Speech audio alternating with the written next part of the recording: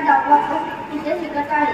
सर्वप्रथम आज आपल्याला एक ऐतिहासिक व्यक्तिमत्वाचा विचार करायचा आहे, ज्यांनी भारताच्या स्वातंत्र्य लढ्यात आपले अमूल्य योगदान दिले. त्याचे नाव श्री क्रांतिसिंह नाना पाटील. त्याचा जन्म 3 ऑगस्ट 1900 सांगली या जिल्ह्यात झाला.